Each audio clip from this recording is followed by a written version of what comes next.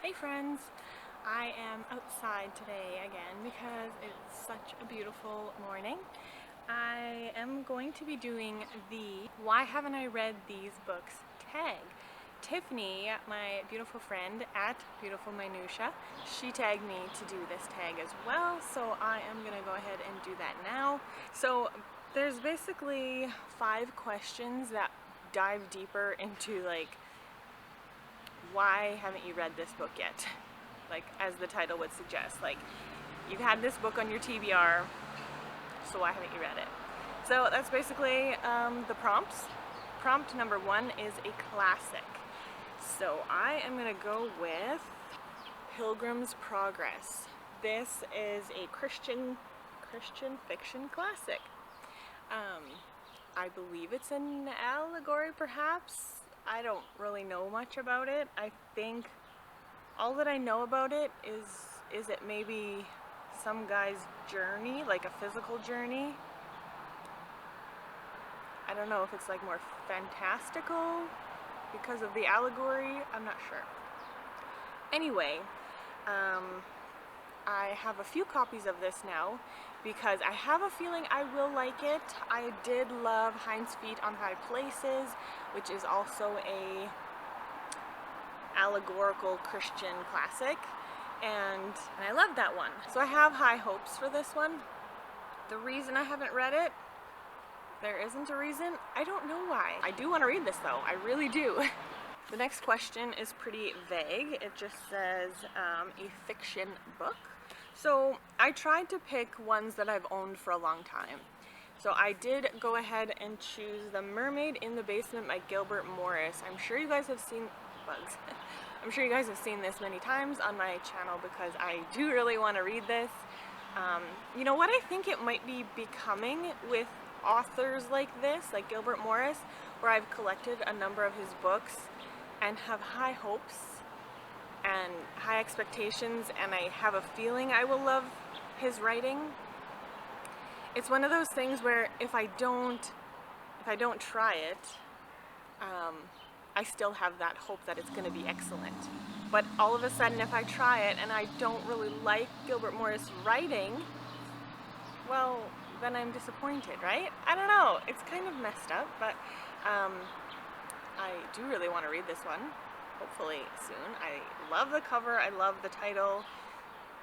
It just seems like a book that I would love. So the next one is a nonfiction book.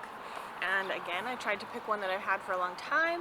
It's Okay About It by Lauren Casper. This one I got because my husband and I went to an infertility conference in California, and this author was there, and she was selling this book like at the back of the sanctuary. But by the time the evening had wrapped up and I was headed to the back of the sanctuary, she had sold out. And then months later, I had found this at the thrift store. So I definitely grabbed it, and I'm looking forward to reading it. I don't know why I haven't yet. I don't know why. So there's that one. The next book is a genre book, which is a little bit of a confusing prompt. So I'm going to approach this prompt as like a genre that I don't read, pick a book from that genre, and why haven't I read it? I don't know if that, I have a feeling that's not quite exactly what that prompt is supposed to mean, but I do not like contemporary books as a rule. There are exceptions, of course. And then if it's a contemporary romance or a contemporary family drama or something, I'm so out. That's just not something I'm interested in reading. So I do have this book though, and that is You're the One That I Want by Susan May Warren.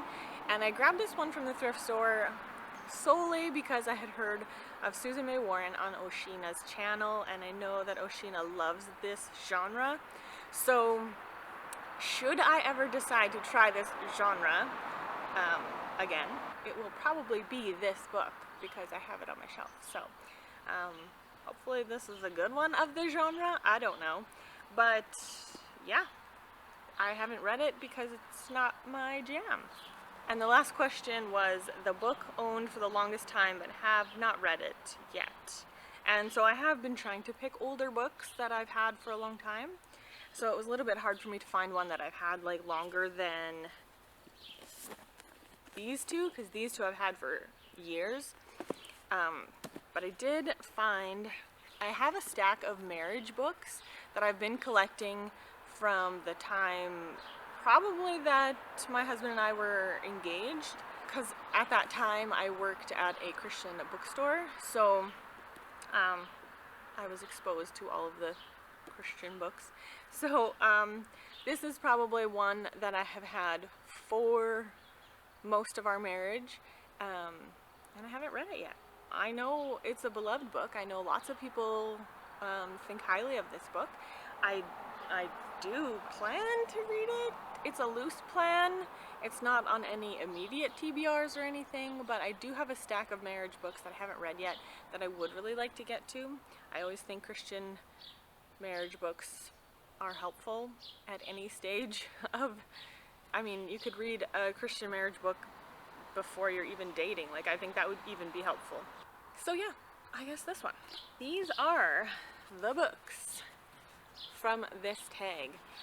Again, it was really nice to go through some of my books that I've had on my TBR and really consider why I haven't read them yet, and maybe consider putting them on a more immediate TBR pile. Next up, I am supposed to tag some people. That's how tags work. I want to tag Chantel at Chantel Reads All Day. I want to tag Stacy at Christian Reads and Classics, Gloria at Gloria Z. Thompson, and Miriam at Miriam Elizabeth Reads.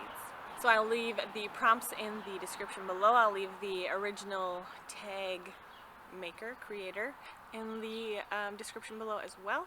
I would love to hear in the comments some of your answers to these books, because it's really interesting to see like what people have owned.